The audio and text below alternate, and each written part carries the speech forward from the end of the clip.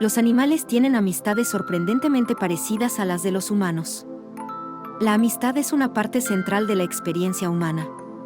Nuestras historias, nuestras canciones y nuestras conversaciones son telas tejidas con hilos de amistad. En términos científicos, dos personas son consideradas amigas si se prefieren mutuamente de manera constante sobre otras personas. Sin embargo, los humanos no son los únicos que forman amistades.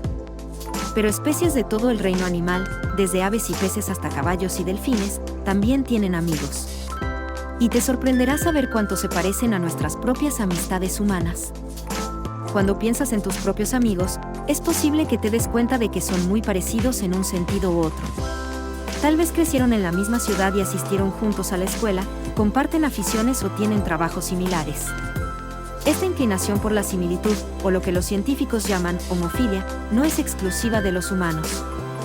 Se cree que esta preferencia aumenta la previsibilidad y la confianza de un amigo. Monos, cebras, marmotas, elefantes y ballenas muestran preferencia por interactuar con compañeros de grupo de edad cercana a ellos. A los chimpancés y macacos siameses les gusta pasar el rato con parejas que tienen una personalidad similar. Los animales también tienen personalidades, y los delfines prefieren a otros delfines que encuentran su comida de manera similar. Una de las tendencias homofílicas más establecidas es la afinidad por otros que comparten los mismos genes. O sea, la preferencia por la familia. En todo el reino animal, las especies muestran predilección por interactuar con parientes. Cuando consideramos la importancia del tacto en las relaciones, a menudo pensamos en parejas románticas. Pero la conexión física puede ser igualmente importante para cualquier tipo de relación. Nuestros homólogos animales nos muestran cuán importante puede ser el contacto físico. Los grajos arreglan suavemente a sus amigos con sus picos, mientras que los monos acicalan a sus amigos con las manos. Estos comportamientos no son tan diferentes a los que tenemos los humanos con nuestras amistades. No obstante, entre algunos animales, los rituales de amistad pueden parecer salvajes. Los capuchinos de cara blanca saludan a sus mejores amigos metiéndole los dedos en las cuencas de los ojos. Y los babuinos de Guinea machos ponen a prueba sus vínculos acariciándose los genitales. Por supuesto, no todas las amistades requieren que las personas estén cerca unas de otras. Los animales brindan muchos ejemplos de cómo las amistades pueden florecer incluso cuando los amigos están separados. Los delfines fomentan la cercanía al intercambiar llamadas con otros delfines que están lejos.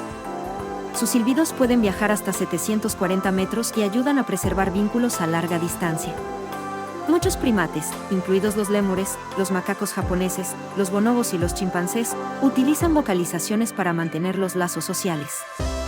Las amistades pueden incluso formarse entre especies que tienen la tendencia de evitarse. Por ejemplo, las ardillas rojas de América del Norte son territoriales, lo que significa que cada una defiende su propio hogar y rara vez entran en contacto, pero los científicos han demostrado que las ardillas que viven juntas durante largos periodos desarrollan amistades que las ayudan a vivir más tiempo y tener más crías. Cuanto más viven estas ardillas cerca del mismo vecino, más se relajan y gastan menos tiempo y energía defendiendo su territorio. La amistad evolucionó como concepto social porque nos ayuda, seamos humanos o no. Los animales, incluidos los humanos, que tienen aliados viven más y con más salud al ayudar a sus compañeros a hacer frente a los desafíos. Ofrecen apoyo en tiempos de conflicto y brindan protección contra amenazas como depredadores y la escasez de alimentos. Esto puede prevenir lesiones y la muerte. Por ejemplo, las orcas y los lobos socialmente integrados tienen más probabilidades de sobrevivir cuando la comida escasea que aquellos que se encuentran al margen de sus grupos.